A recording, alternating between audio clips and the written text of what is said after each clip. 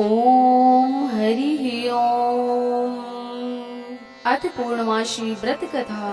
द्वापर युग में एक समय की बात है कि यशोदा जी ने श्री कृष्ण से कहा, हे श्री कृष्ण, तुम सारे संसार के उत्पन्न करता, पोषक तथा उसके संहार करता हो। आज ऐसा कोई व्रत मुझसे कहो जिसके करने से मृत्यु लोक में स्त्रियों को विधवा होने का कोई भय ना रहे तथा वह व्रत सभी मनुष्यों की मनोवांछाओं को पूर्ण करने वाला हो।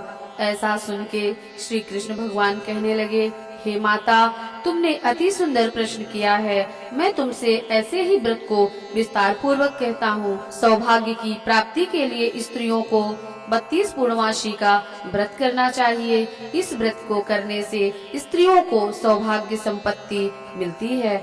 यह व्रत अचल सौभाग्य देने वाला है एवं भगवान शंकर के प्रति मनुष्य मात्र की भक्ति को बढ़ाने वाला है। यशोदा जी कहने लगी, हे श्री कृष्ण, सर्वप्रथम इस व्रत को मृत्यु लोक में किसने किया था, इसके विषय में विस्तार पूर्वक मुझसे कहो। श्री कृष्ण जी कहने लगे कि इस भूमंडल पर एक अत्यंत प्रसिद्ध राजा चंद्रहास से पालित अनेक प्रकार के रत्नों से परिपूर्ण कातिका नाम की एक नगरी थी। वहाँ धनेश्वर नाम का एक ब्राह्मण था और उसकी स्त्री अति सुशीला रूपवती नाम की थी। दोनों ही उस नगरी में बड़े प्रेम के साथ रहते थे।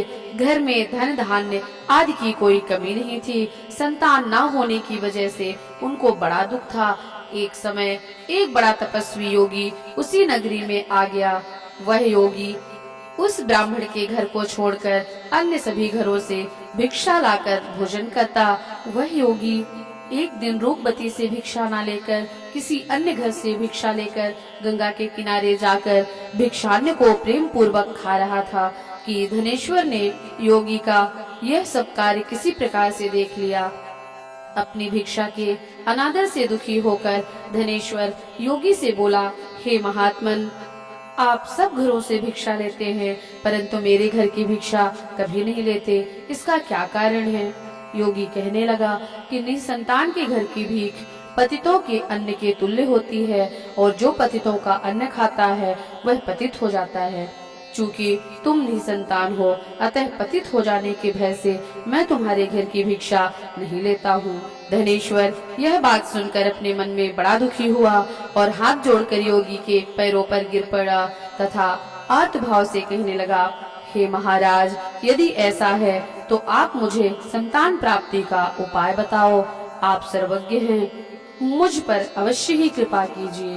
धन की मेरे घर में कोई कमी नहीं, परंतु मैं निसंतान होने के कारण अत्यंत दुखी रहता हूँ।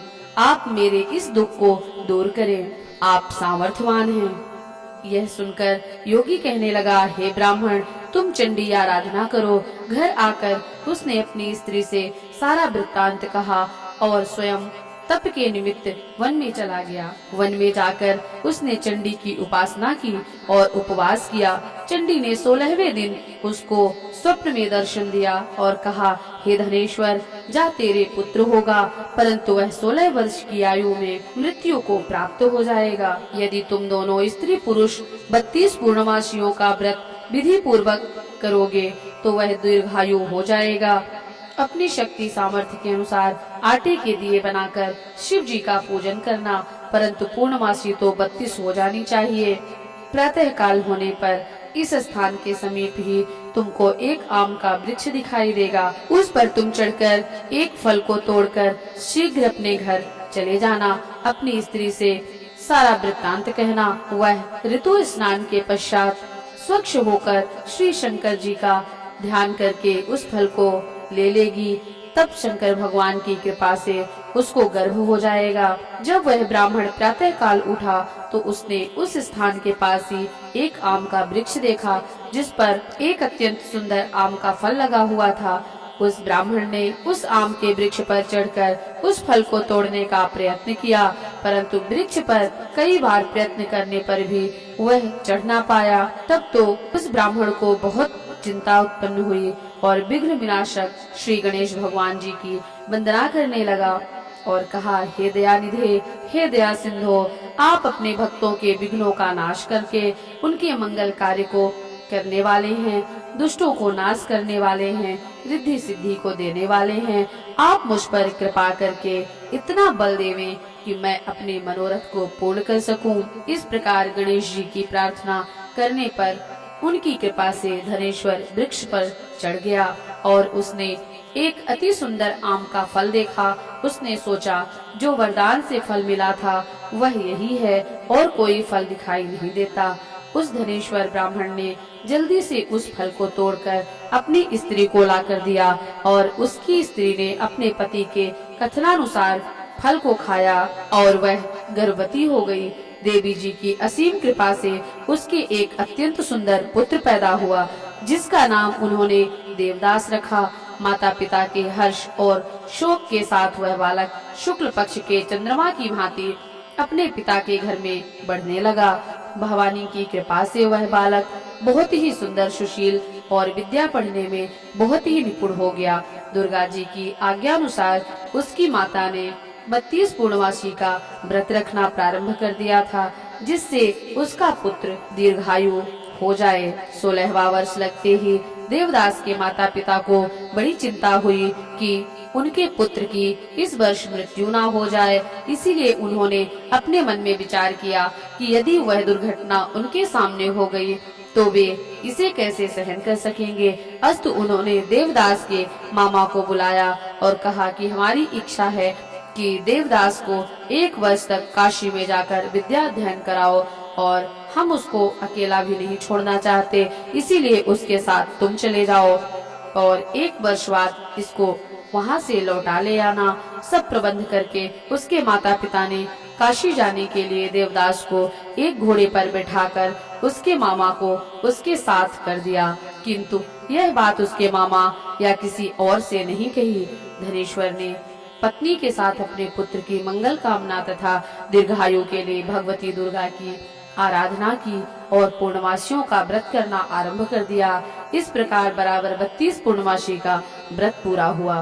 कुछ समय बाद एक दिन वह दोनों मामा और भांजे मार्ग में रात्रि बिताने के लिए किसी ग्राम में ठहरे हुए थे। उसी दिन गांव में एक ब्राह्मण की अत्यंत सुंदरी, सुशीला, विदुषी और गुणवती कन्या का विवाह होने वाला था। जिस धर्मशाला के अंदर वर और उसकी बारात ठहरी हुई थी, उसी धर्मशाला में देवदास और उसके मामा भी ठहरे हुए थे। संयोगवश जब कन्या को तेल आदि चढ़ाकर मंडप आदि का सारा कृत्य किया गया तो लग्न के समय वर को धनुर्वात हो गया।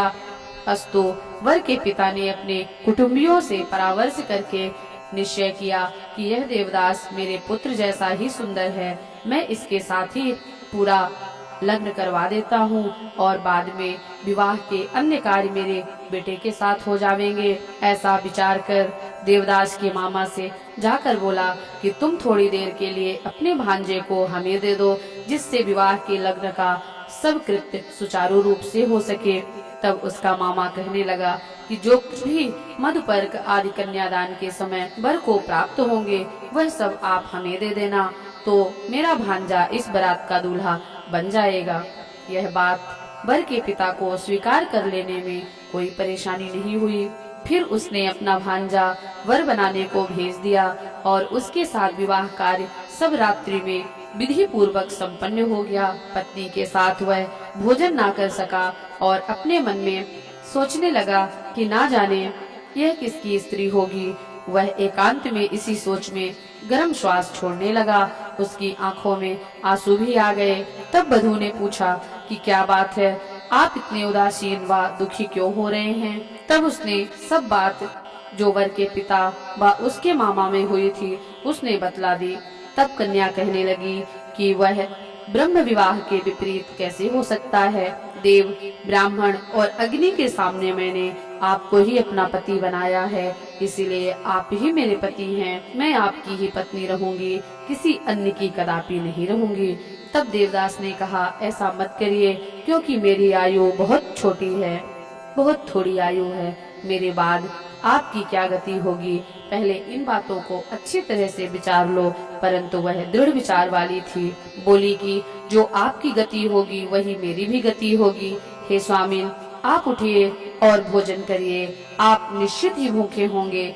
इसके बाद देवदास और उसकी पत्नी ने भोजन किया तथा शेष रात्रि भर वे सोते रहे। प्रातः काल 4 बजे देवदास ने अपनी पत्नी को 3 नगों से जड़ी हुई एक अंगूठी दी, एक रुमाल दिया और बोला, हे प्रिय, इसे ले लो और संकेत समझकर स्थिर चित्त हो जाओ। मेरा मरण और जीवन जानने के लिए एक पुष्प वाटिका बना लो, उसमें सुगंधी वाली एक नवमल्लिका लगा लो, उसको प्रतिदिन जल से सींचा करना और आनंद के साथ खेलो कूदो तथा उत्सव मनाओ। जिस दिन मेरा प्राणांत होगा तो ये फूल सूख जावेंगे और जब ये फिर हरे हो जाए तो जान लेना कि मैं जीवित हूँ। यह बात निश्चित करके समझ लेना, इसमें कोई संशय नहीं है। यह समझाकर वह चला गया। प्रातः काल होते ही वहाँ पर बाजे बजने लगे और जिस समय विवाह के कार्य समाप्त करने के लिए वर तथा सब बाराती मंडप में आए तो कन्या ने वर को भली प्रकार देखकर अपने पिता से कहा कि यह मेरा पति नहीं है, जिसके साथ रात्रि में मेरा पाणी ग्रहण हुआ था, इसके साथ मेरा विवाह नहीं हुआ है। यदि यही है तो यह बताए कि मैंने इसको रात्रि में क्या दिया। मधुपर्क और कन्यादान के समय जो मैंने भूषणादि दिए थे उन्हें दिखावे तथा रात्रि में मैंने इसको क्या गुप्त बात कही थी वह सब हमें सुनावे। उसके कथनानुसार वर को बुलाया। कन्या की यह सारी बातें सुनकर वह कहने लगा कि मैं कुछ नहीं जानता। इसके पश्चात लज्जित होकर वह अपना सा मुंह लेकर चला गया और सारी बारात भी अपमानित होकर वहां से लौट आई। श्री कृष्ण भगवान बोले, हे माता, इस प्रकार देवदास काशी विद्याध्ययन के लिए चला गया।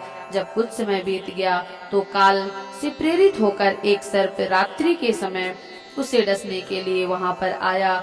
उस विषधर के प्रभाव से उसने उसके शयन का स्थान चारों ओर से विष की ज्वाला से विषैला हो गया, परंतु व्रतराज के प्रभाव से सर्प उसको काटने ना पाया, क्योंकि उसकी माँ ने पहले ही 32 पूर्णवासी का व्रत कर रखा था। इसके बाद मध्याह्न के समय स्वयं काल वहां आया और उसके शरीर से उसके प्राणों को निकालने का प्रयत्न करने लगा, जिससे वह मूर्छित होकर पृथ्वी पर गिर पड़ा। भगवान की कृपा से उसी समय श्री पार्वती माता जी के साथ श्री शंकर भगवान जी वहां आ गए। उसकी मूर्छित दशा देखकर श्री पार्वती जी ने भगवान शिव जी से प्रार्थना की और कहा, हे महाराज, इस बालक की माता ने पहले 32 पूर्णमासी का व्रत किया था, जिसके प्रभाव से हे भगवान आप इसको प्राणदान दे दें। भवानी की कहने पर भक्त वत्सल भगवान श्री शिव जी ने उसको प्राणदान दे दिया। इस व्रत के प्रभाव से ही वह मृत्यु से छूटा और वह स्वस्थ होकर बैठ गया। उधर उसकी स्त्री उसके काल की प्रतीक्षा किया करती थी। जब उस पुष्प वाटिका में पत्र पुष्प कुछ भी नहीं रहे तो उसको अत्यंत आश्चर्य हुआ और जब वह वैसे ही फिर से हरे भरे हो गए तो वह जान गई कि वह जीवित हो गए हैं। यह देखकर वह बहुत प्रसन्न मन से अपने पिता को कहने लगी कि हे पिताजी, मेरे पति जीवित हैं, आप उनको ढूंढिए। 16वां वर्ष व्यतीत हो गया। तब देवदास भी अपने मामा के साथ काशी से चल दिया। इधर उसके ससुर उसको ढूंढने के लिए अपने घर से जाने वाले थे कि वह दोनों मामा और भांजा वहां आ गए। उसको आया देखकर उसके ससुर बड़ी प्रसन्नता के साथ अपने घर में ले गए। उस समय नगर के निवासी भी वहां इकट्ठे हो गए और सबने निश्चय किया कि अवश्य ही इस बालक के साथ ही इस कन्या का विवाह हुआ था। उस बालक को जब कन्या ने देखा तो पहचान लिया और कहा कि यह तो वही है जो संकेत करके गए थे। तदुपरांत सभी कहने लगे कि अच्छा हुआ जो यह आ गया और सब नगरवासियों ने खुशी मनाई। कुछ दिन पश्चात देवदास अपनी पत्नी तथा मामा के साथ अपने ससुर के घर से बहुत सा दान दहेज में लेकर अपने घर के लिए चल दिया। गांव में आने पर तो कई लोगों ने उसको देखकर उसके माता पिता को पहले ही जाकर खबर दे दिया कि तुम्हारे पुत्र देवदास अपनी पत्नी और मामा सहित आ रहे हैं। ऐसा समाचार सुनकर पहले तो उन्हें विश्वास नहीं हुआ, किंतु जब और लोगों ने भी आकर उनकी इस बात का समर्थन किया तो उनको बड़ा आश्चर्य हुआ। थोड़ी देर में देवदास ने आकर अपने माता पिता के चरणों में अपना सिर रखकर प्रणाम किया और उसकी पत्नी ने भी अपने सास ससुर के पैरों को स्पर्श किया। तो माता पिता ने अपने पुत्र वधू को अपने हृदय से लगा लिया और दोनों की आंखों से प्रेम के अश्रु बह चले। अपने पुत्र और पुत्र वधू के आने की खुशी में धनेश्वर ने बड़ा भारी उत्सव किया और ब्राह्मणों को बहुत सी दान दक्षिणाएं देकर प्रसन्न किया। श्री कृष्ण जी कहने लगे कि इस प्रकार धनेश्वर 32 पूर्णमासियों के व्रत के प्रभाव से पुत्रवान हो गया। जो भी स्त्रियां इस व्रत को करती हैं, वे जन्म जन्मांतर में वैधव्य का दुख नहीं भोगती और सदैव सौभाग्यवती रहती हैं। यह मेरा वचन है। व्रत में कोई संदेह नहीं जानना। यह व्रत पुत्र पौत्रों को देने वाला तथा संपूर्ण मनोकामनाओं को पूर्ण करने वाला है। 32 पूर्णमासियों के व्रत करने से व्रती की सभी इच्छाएं भगवान शंकर जी की कृपा से पूर्ण होती हैं। श्री पूर्णमासी व्रत कथा संपूर्णम। ओम नमः शिवाय।